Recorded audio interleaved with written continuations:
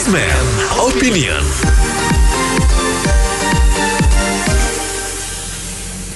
Mitra bisnis, BPOM resmi mengeluarkan izin darurat 5 vaksin untuk booster. Ada komentar sebaiknya vaksin booster ini digratiskan untuk seluruh masyarakat Indonesia seperti ketika vaksin dosis 1 dan 2. Sebelumnya ada wacana vaksin booster berbayar kecuali untuk yang tidak mampu. Bagaimana pendapat Anda? Gratis atau berbayar? Apa latar belakangnya? Silakan berikan komentar Anda di 6339160. Saya agak tertarik dengan nasib vaksin Nusantara sih ya. Waktu itu kan sempat ribut antara BPOM sama DPR atau TNI gitu ya soal vaksin Nusantara.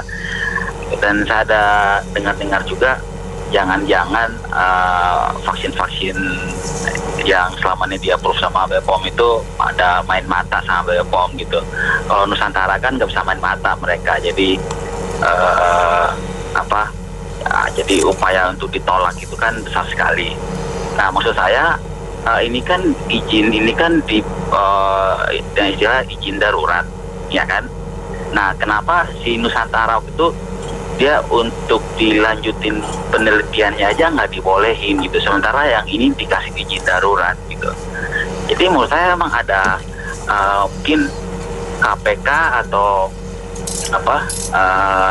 intelijen atau apa itu coba dicek lah gitu kan, kira-kira benar nggak rumor-rumor bahwa BPOM itu ada main mata dengan vaksin-vaksin yang selama ini udah di-approve gitu, yang selama ini udah disetujuin gitu.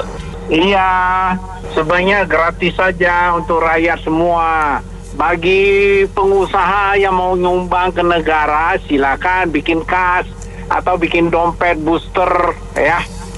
Jadi rakyat itu kalau yang mau ingin bantu pemerintah ya dia nyumbang, terserah. Tapi untuk suntikan yang ketiga ini sebenarnya semua gratis demi rakyat kita. Sedangkan yang gratis saja orang ada yang tidak mau nyuntik, tidak mau vaksin, apalagi suruh bayar kan?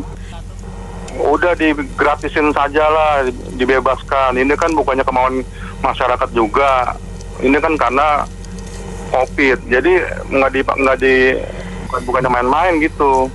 Menurut saya udah digratiskan saja lah, nggak ada kaya, nggak ada miskin. Semua sama, semua pada bayar pajak. Itu aja duit pajak dipakai untuk dulu sementara. Gini Mbak Mary, kalau menurut saya ini bukan masalah mampu sama tidak mampu ya. Kalau mampu sih kita mampu, tidak masalah untuk berbayar gitu ya gitu. Jadi di sini gini, mohon maaf ya, ini kan statusnya masih pandemi. Iya kan, kalau saya selama statusnya masih pandemi sebaiknya diberikan secara gratis. Kayaknya kurang tepat mungkin kemudian diperjualbelikan karena selama statusnya masih pandemi, iya kan, itu saja kan vaksin itu bisa kita beli melalui APBN, tapi bisa juga kita dapatkan gratis melalui kerjasama bilateral antar negara atau multilateral, iya kan. Jadi kalau menurut saya, mohon maaf, bisa berbayar kalau statusnya sudah pandemi. Itu seperti halnya kita beli obat di apotek seperti itu. Terima kasih. Dari pendengar yang lain yang memberi saran gratis ya. Kita saat ini APBN kita sih berat sih dengan kondisi keuangan negara seperti ini. Kalau mau gratis, mungkin sebaiknya yang perusahaan atau orang yang mampu berbayar, tapi orang yang nggak mampu digratiskan. Itu aja sih. Dari pemerintah harus ditekankan seperti itu. Kalau tidak ya nggak akan selesai pandeminya ini. Gitu. Thank you. Karena menurut saya vaksin Dr. Terawan itu nanti paling pas ya untuk ngatasin segala macam corona itu. Kalau digabung dia bisa ngatasin menurut saya sih. Ya, menurut saya berbayar tidak ada masalah ya. Berbayar itu akan menyeimbangkan dari sisi demand dan supply. Udah gitu kan kalau orang Indonesia terkenal dengan beli waktu. Kalau pemain digratisin, sebenarnya antrinya banyak, yang antri akan kerepotan juga mengaturnya, sehingga perlu ada yang berbayar lebih private ya, kalau gitu ada marginnya juga. Menurut saya sih demikian. Animo untuk berbayar seperti yang tadi memberikan aspirasi itu mungkin tidak terlalu banyak ya. Artinya kalau kita telah lagi di media televisi atau media sosial di daerah-daerah ada banyak yang tidak mau divaksin, padahal bukan jenis ini ya, artinya Sinovac ataupun jenis lain Pak. Nah itu pun kadang-kadang diberikan sayembara hadiah di daerah-daerah dengan kendaraan roda 2 atau roda 4 supaya bisa divaksin. Nah, saya kira bijaknya sih ini terserah aspirasi. Kalau menurut saya sih sebaiknya gratis ya, karena kalau lihat keseimbangannya memang membutuhkan banyak dana, tapi lihat aspirasi masyarakat luas yang ingin divaksin itu kayaknya sulit untuk melakukan pembayaran, karena mereka pun melihat, karena lihat dari stigma jumlah populasi penduduk Indonesia, mereka lebih cenderung dananya itu bisa digunakan untuk kebutuhan sehari-hari dibandingkan untuk membeli vaksin tersebut. Saya kira menurut saya sebaiknya gratis sih. Terima kasih. Kalau saya sih bayar nggak apa-apa, 300.000 itu nggak apa-apa. Kan 2 kali udah gratis kan, sekali bayar juga nggak apa-apa. Kalau kata Bapak tadi lebih baik digratiskan, ya sekali-sekali masih sedikit buat negara kan nggak apa-apa juga. Jadi seperti Bapak pertama tuh kita kasih balance gitu loh. Jadi kalau memang nggak mampu banget gitu kan, emang susah banget, ya gratis nggak apa-apa kan gitu kan. Atau kalau memang di daerah-daerah banyak yang nggak mau vaksin, ya itu urusan masing-masing lah gitu kan. Mungkin yang nggak mau divaksin itu emang nggak pernah jalan-jalan jauh deh gitu. Kalau kita yang mau divaksin berbayar kan, karena kita perlu naik pesawat, perlu naik kereta, perlu kemana-mana gitu aja. Yang penting nggak terlalu mahal aja, masih di bawah gopek masih oke lah, kita jabanin lah gitu Mbak. Oke, belum selesai karena rakyatnya sudah membayar pajak. Utang segala macam pun banyak sudah. Koruptornya nggak selesai-selesai ditangkap juga. Jadi booster ini kita lihat di media massa, booster belum beratus saja sudah banyak yang jual-jualan booster, ya kan? Jadi kata kuncinya keadilan satu, kedua kesehatan belum selesai. Ini tolong diselesaikan dulu kesehatan, kayak vaksin 1-2. Jadi tidak ada istilah oknum-oknum lagi yang memanfaatkan dengan berbayarnya ini, ya. Satu itu, kedua rakyat kecil pun mereka berpikir 2 kali kalau misalnya dikenakan biaya. Aduh, makan saja susah. Saya makan saja sudah susah, mementingkan yang kepentingan anak-anak dulu. Yang untuk lain-lain kita udah diadakan dulu lah. Jadi kembali lagi, tanggungan semua kesehatan, COVID belum selesai, ini pemerintah jangan pandang dulu lah kaya miskin, karena mereka semuanya berbayar dengan pajak mereka. Korupsi disalahgunakan uang rakyatnya ini sampai sekarang masih bermunculan. Jadi kalau memang kita sudah bersih dari koruptor, rakyat akan senang semuanya. Kita juga miris juga mendengarnya ini, utang sampai begitu banyak, tapi kelihatannya apa di kita ini? Semua kita produksi banyak, bahan baku kita banyak, tapi kita semuanya menanggung semua rakyat dengan dalih begini-begitu. CPO, minyak, kita banyak, tapi rakyat terbebani dengan naiknya ini. Harusnya ekspor ditekan dulu, kebutuhan dalam negerinya dicukupi dulu, baru harga-harga mau dinaikkan, nggak apa-apa. Jadi kembali lagi, COVID belum selesai, booster tolong seperti vaksin 1-2, jangan pandang dulu. Sebaiknya yang mampu bayarlah. Kalau semuanya disubsidi, nanti negaranya bisa ekonominya hancur nih. Daripada ngurusin vaksin booster itu semua disubsidi, yang miskin kan dibantu.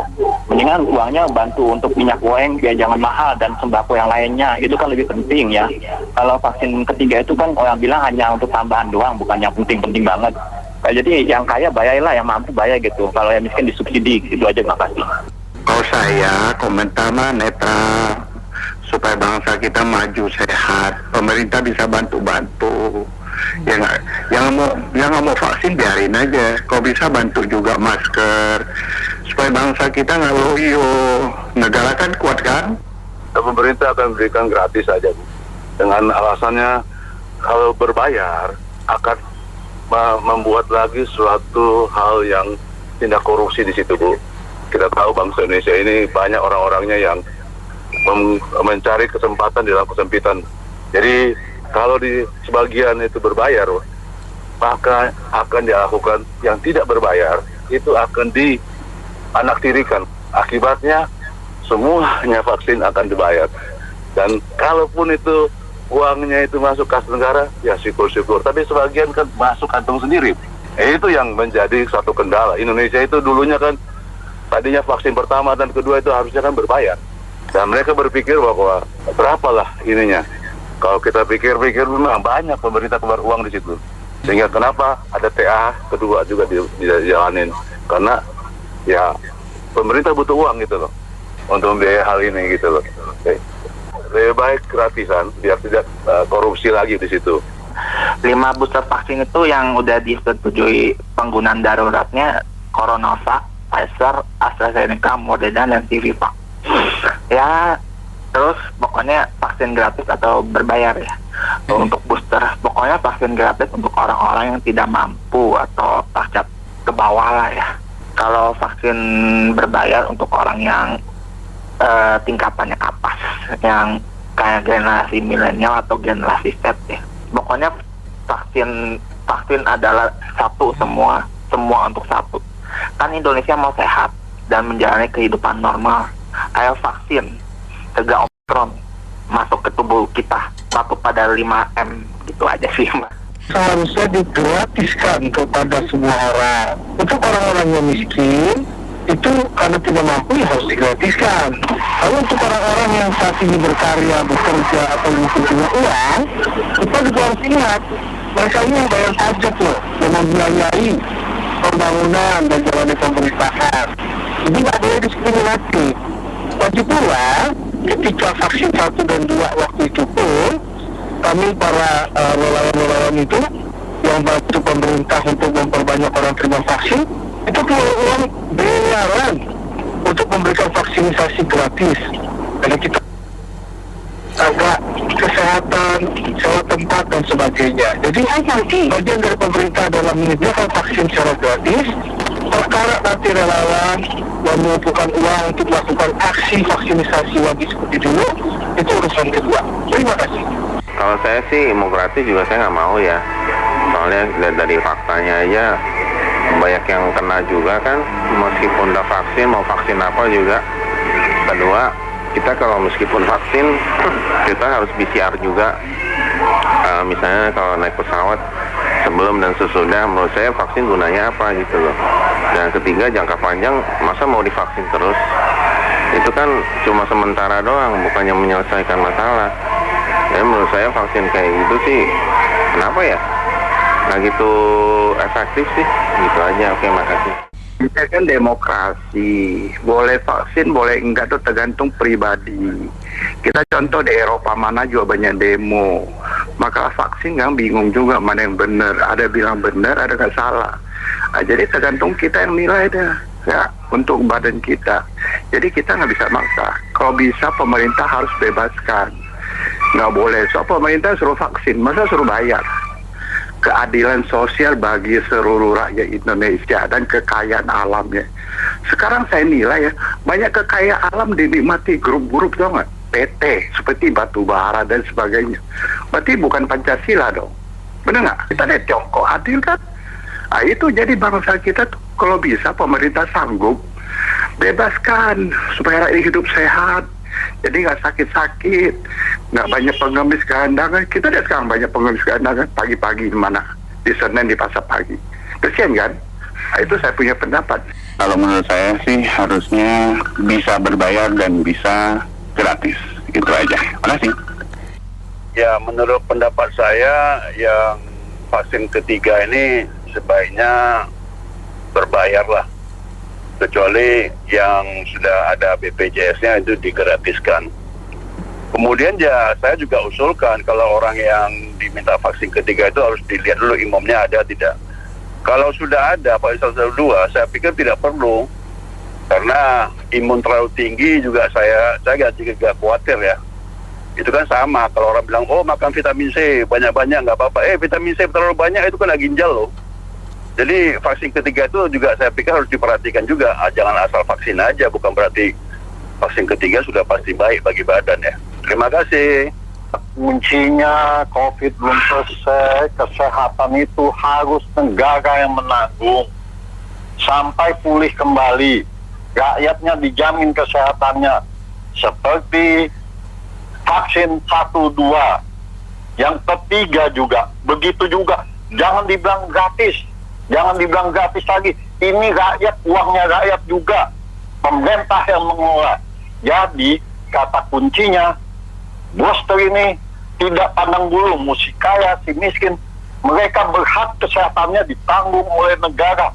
Kita lihat, ya, kesehatan, waduh, sekarang Omikron lagi. Kita sering dengarnya di media kaca ini, Omikron lagi sudah banyak katanya di Indonesia. Kaget kita, makanya kata kunci saya kembali lagi tegaskan, pemerintah, booster jangan pilih-pilih lagi. Yang sudah kelihatan kan sebelum Omikron keluar, booster keluar, bisnis ada. Oh, alasannya ya diambil lah oleh oknum-oknum, ya kan. Jadi kata kuncinya kembali lagi, selesaikan dulu kesehatan, booster dijalankan, tidak ada pilih-pilih uang bayaran lagi buat rakyat ini. Begitu saja, makasih. Assalamualaikum. Sebenarnya ini kan pandemik ya, ini global banget, terutama Indonesia. Untuk booster ini seharusnya digratiskan juga supaya semua berasa memang masyarakat Indonesia gitu loh. Itu kan keadilan. Satu lagi, ini kan Omikron kayaknya berasal dari orang-orang yang dari luar negeri. Itu gimana caranya supaya diperketat lagi, kayak gitu loh.